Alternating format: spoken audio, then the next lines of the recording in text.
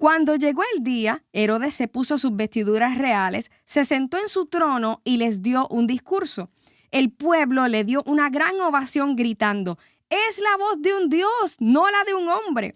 Al instante, un ángel del Señor hirió a Herodes con una enfermedad porque él aceptó la adoración de la gente en lugar de darle gloria a Dios. Así que murió carcomido por gusanos. Hoy en Adoración Backstage, ídolos entre nosotros. Voy a pedirte que por favor escuches este mensaje hasta el final y así mismo hagas con toda la serie, porque esta serie se va a ir desarrollando hasta tocar un punto de lo que es la idolatría, ¿verdad? Que quizás es un punto que no se toca mucho y es el punto de qué hacer cuando nosotros somos los que estamos siendo idolatrados. Casi siempre lo tocamos desde la perspectiva del idólatra, ¿verdad? De aquella persona que idolatra, pero también vamos a tocar ese punto, así que yo te pido que no te pierdas esta serie que está muy interesante. Cuando estudiamos la historia de Israel y el trato de Dios con ellos, nos damos cuenta de que lo más que creaba conflicto entre ellos y Dios era la idolatría. O sea, constantemente cuando Dios enviaba profetas era para reprenderlos por su idolatría y su inmoralidad. De hecho, las dos cosas están bastante relacionadas y vamos a ver por qué. ¿Qué es la idolatría y por qué es tan grave? El primero que definió la idolatría fue Dios mismo, cuando prescribe los mandamientos al pueblo y dice lo siguiente: no tendrás dioses ajenos delante de mí. No te harás ídolos, no adorarás imágenes, sean de hombre o mujer, de aves, de animales o de peces. No te inclinarás delante de imagen alguna para adorarla de ninguna forma, porque yo, el Señor tu Dios, soy un Dios celoso que visito la maldad de los padres sobre los hijos hasta la tercera y cuarta generación de los que me aborrecen. Y subrayemos eso porque eso es muy importante. Y que hago misericordia a millares a los que me aman y guardan mis mandamientos. Les confieso que cuando leí este pasaje captó mi atención esa frase que dice de los que me aborrecen, ¿verdad? Soy un Dios celoso que visito la maldad de los padres sobre los hijos hasta la tercera y cuarta generación de los que me aborrecen. ¿Por qué? Porque aquí el Señor está diciendo que los que lo aborrecen son aquellos que tienen ídolos. Es decir, si tú tienes ídolos, quiere decir que odias a Dios. O sea, Dios no tiene punto medio con la idolatría. Él no te dice, bueno, puedes tener ídolos y a la misma vez pues decir que me sigues y que... No. Dios dice, si tú tienes ídolos, si tú te has hecho ídolos, estás adorando imágenes, quiere decir que me odias a mí. Wow, y eso está bastante fuerte, ¿verdad? No tiene punto medio y no es neutral. Y no en balde, en muchas instancias en la Biblia se compara la idolatría con el adulterio. Dios lo ve de la misma manera. O sea, idolatría es adulterio espiritual y no en balde la inmoralidad sexual y lo que es el adulterio espiritual, la idolatría, van altamente ligados. Así que cuando Dios llamaba a su pueblo a la fidelidad, Él estaba esperando esa fidelidad como la que se debe en un matrimonio. Es lo mismo. Por tanto, tener ídolos es igual a cometer adulterio e inmoralidad delante de Dios. Por eso, donde hay adulterio espiritual, va a haber mucha manifestación de inmoralidad. Ahora, ¿qué es un ídolo? ¿Será pecado esculpir o tener una escultura de un pececito, de un caballo, qué sé yo, de una escultura hasta del cuerpo humano? ¿Será pecado pintar un paisaje con caballos, aves o tener una pintura de la Santa Cena, de la Última Cena? Pues no.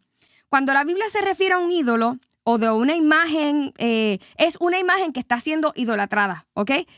No está hablando de imágenes que sirven para fines ilustrativos o pedagógicos. Por ejemplo, yo puedo ilustrar, hacer, qué sé yo, con plasticina, o puedo hacer una escultura o esculpir algo, un paisaje, o hacer una pintura para ilustrar la Biblia. A los niños, por ejemplo, puedo hacer una pintura o una escultura del Arca de Noé, puedo hacer una pintura, una escultura de David matando a Goliat, puedo hacer inclusive una escultura o una pintura de la multiplicación de panes y peces, de cuando Jesús abrazó a los niños, de cuando Jesús envió o llamó a Pedro a caminar sobre las aguas. Así que tener una imagen de un perrito en mi casa o de un elefante no es el pecado. El pecado está en lo que yo hago con ese objeto, en la devoción que yo le rindo a ese objeto, en la intención que yo le doy a ese objeto. Por ejemplo, hay personas, y esto es una modalidad hoy día, que hacen una escultura o un peluche de su mascota fallecida. Y yo tengo mucho cuidado con eso, porque hay personas que inclusive no pueden dormir sin ese peluche. Y ahí tenemos que tener cuidado, amados hermanos, porque parece inofensivo, pero yo le estoy atribuyendo a ese objeto mi paz y hasta mi sueño, el poder sobre mi sueño y sobre mi paz. Y tenemos que tener mucho cuidado con eso. Hay algo, ¿verdad?, que tiene que ver con atribuir cualidades, poder y crédito de Dios a una cosa e inclusive a una persona. Tener expectativas sobre esa cosa o sobre esa persona que solamente pueden provenir de Dios. Y a lo mejor hasta aquí muchos pueden que no se sientan aludidos porque dicen, bueno, Lorel, yo no tengo ninguna escultura a la que yo le rezo ni a la cual yo le pido milagro, ¿verdad? Porque esto también se da, que hay personas que tienen, inclusive adoran hasta a los muertos, donde le piden milagros a los muertos, etcétera, etcétera. Eso, amados hermanos, es idolatría. Yo le estoy atribuyendo a esa foto, a esa pintura, a esa imagen, cualidades que solamente tiene Dios y le estoy rindiendo homenaje que solamente le puedo rendir al Señor. Pero quizás piensas, bueno, Lorel, yo no soy de esa religión, yo he sido evangélico toda mi vida y nosotros no adoramos imágenes. Pero quiero que volvamos al ejemplo del principio, porque de la misma manera en que el pueblo hizo con Herodes, puede suceder en medio nuestro, que no necesariamente tengamos estatuas, pero sí podemos tener ídolos entre nosotros, porque ídolo no es solamente una estatua o una cosa. Ídolo es aquella persona que tiene todo mi pensamiento y toda mi devoción. Es una persona sin la cual yo no podría vivir. Ídolo puede ser aquel ministro al que he puesto en lugar de Dios. Inclusive puede ser una pareja. Miren, hay parejas que idolatran a su cónyuge. Que es como que es el Dios de ellos y de hecho su autoestima depende de lo que esa persona diga. Su valía depende de lo que esa persona diga. Si esa persona dice que sí, yo valgo. Si esa persona dice que no, yo no valgo. Y amados hermanos, eso es idolatría porque le estoy atribuyendo a esa persona el peso y la autoridad que solamente puede tener Dios, que solamente puede y tiene Dios mismo. Ídolo también puede ser ese ministro, ¿verdad? Como dijimos, que yo digo, hay personas que no leen la Biblia, no. Es lo que diga aquel profeta o lo que diga aquel ministro o lo que diga aquel pastor. Si aquel pastor lo dice, Dios me habló. Miren, amados, tenemos que tener cuidado porque Dios usa a los seres humanos, claro que sí, y no podemos menospreciar eso. Pero cuando yo no puedo escuchar la voz de Dios o yo no puedo discernir la voz de Dios a través de su palabra y solamente es a través de ese ministro, estoy cayendo en idolatría. Lo mismo puede suceder con un cantante. Puede ser ese artista por el cual me desvivo, que pago lo que sea para ir a verlo. Y si no puedo verlo, me deprimo. Y no puedo ni comer ni dormir. Eso, amados hermanos, es idolatría. Eso, amados hermanos, sucede también en el pueblo cristiano y tenemos que echar ojo, porque hay muchas personas que piensan que esa convocatoria y esa advertencia contra la idolatría era para antes o es para otras religiones, amados hermanos, pero si Dios constantemente le reclamaba a su pueblo y él decía, soy un Dios celoso con mi dignidad y con mi nombre, no te pongas a entregarle tu devoción y tu adoración a otra persona, ¿ok? Si Dios lo hizo antes y Dios sigue siendo el mismo, amados hermanos, tenemos que velar si realmente nosotros podemos estar cayendo en esa práctica y en ese pecado de la idolatría. Miren, estaba viendo un documental, inclusive, que se titula, es como un poco sarcástico, porque se titula ¿Cómo convertirte en un tirano? Mira eso. Suena sarcástico, pero el documental pretende abrirnos los ojos de cómo se va formando y cómo se va levantando una persona al poder, una persona tirana. Y el documental está tremendo porque habla del aspecto psicológico de esa persona que se va subiendo al poder y de cómo se aprovecha de aspectos psicológicos que se dan en el pueblo, en la gente, para llegar a ese lugar de poder, ¿ok? Y una de las primeras cosas que dicen en este documental, que by the way no es cristiano ni nada por el estilo, es que el ser humano, y esto lo decían allí psicólogos y profesionales, decían, miren, el ser humano necesita ser dirigido. Nace con la necesidad de ser dirigido. Aún aquellas personas, y esto lo especifican también en el documental, aún aquellas personas que se van en contra del gobierno, van a buscar a un líder que dirija su revolución, su movimiento. Hay personas que dicen, yo no me dejo dirigir por nadie, yo no me dejo mandar por nadie, ¿verdad que no? Y entonces, cuando te das cuenta, levantan a otros a su favor y buscan a un líder que dirija ese movimiento. De hecho, aún las minorías que pretenden irse en contra y levantarse en anarquía, siempre van a mirar a alguien a quien les pueda dirigir ese movimiento. Así que, lo querramos o no, todos tenemos esa necesidad. Y Dios nos creó con esa necesidad porque Dios quiere dirigir nuestra vida, ¿verdad? Para nuestro propio beneficio. Dios quiere dirigirnos, como dice la Escritura, el buen pastor quiere dirigirnos a pastos delicados donde podamos descansar. Pero ¿qué sucede? Que así como hizo Satanás e influye en el Edén, Satanás lo que hizo desde el principio con el ser humano fue instalar la idea de que tú no tienes que hacer lo que Dios te dice, tú no tienes que dirigirte por Dios, porque tú puedes ser tu propio Dios. O sea, así que la lucha de la idolatría versus la adoración al único Dios ha existido desde el principio. Esa fue la idea implantada en la mente de Eva. Tú puedes ser tu propio Dios, tú no tienes que hacer todo lo que Dios te diga. Tú puedes crear tu propio Dios. Es más, tú puedes ser tu propio Dios o formar tu concepto del Dios al que quieres adorar.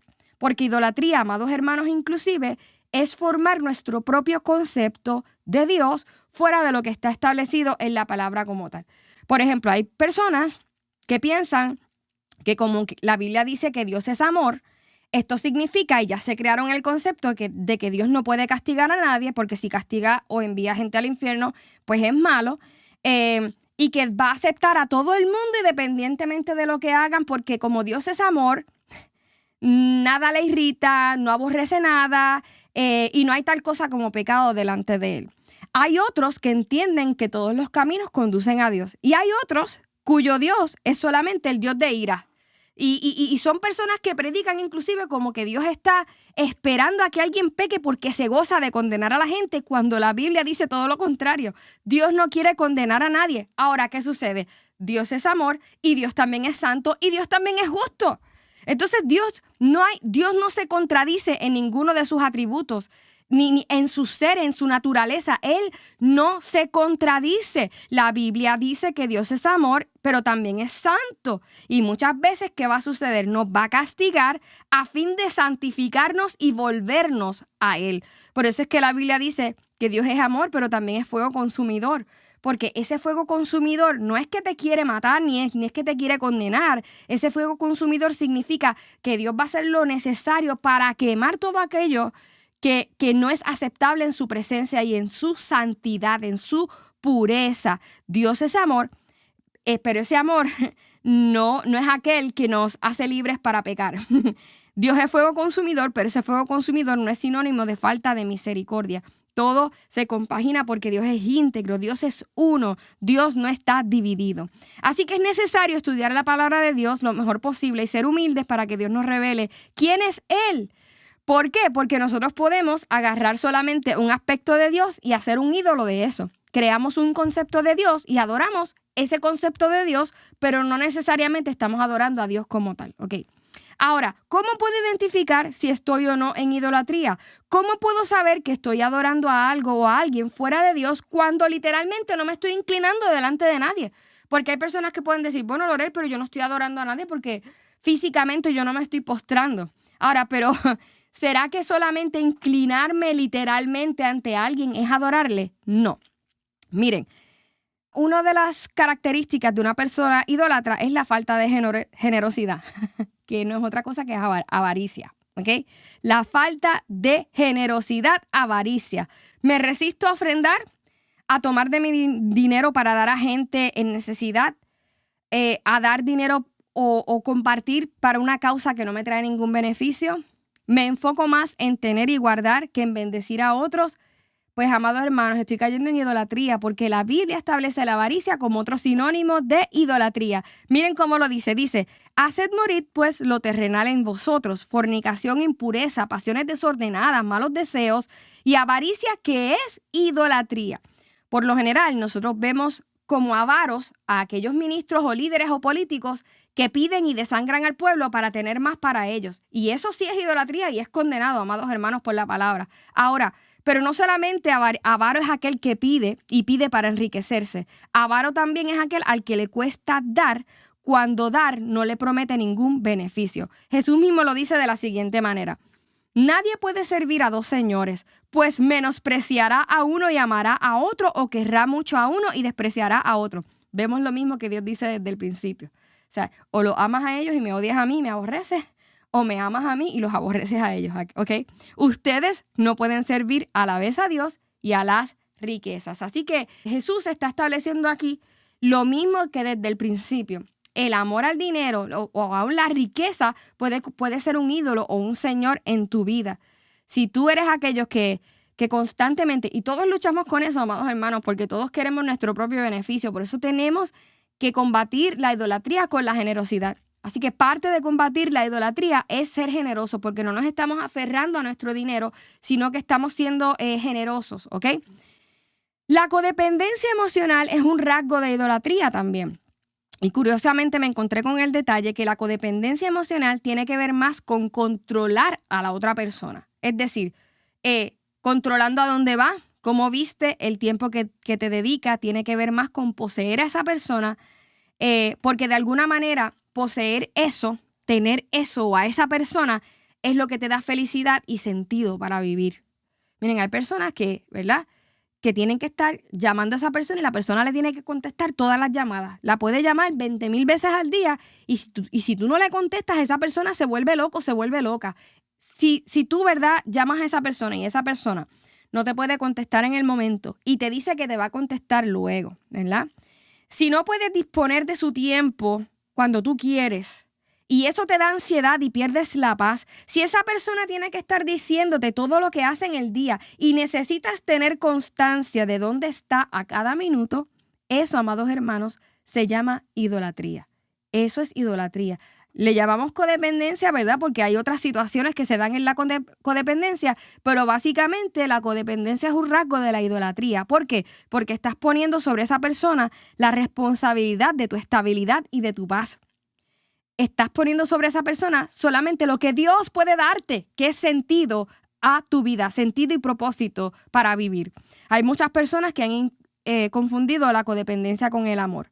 Fíjense que el amor tiene que ver más con lo primero, con la generosidad, con entregar para procurar el bienestar de esa persona, mientras que la codependencia tiene que ver más con poseer y obtener de esa persona. Así que una buena manera de comenzar esta serie es preguntándonos, ¿estoy amando o estoy idolatrando? Aún nos faltan otros aspectos y síntomas de la idolatría, así que te espero en la segunda parte de esta serie que hemos titulado Ídolos entre nosotros. Adoración Backstage.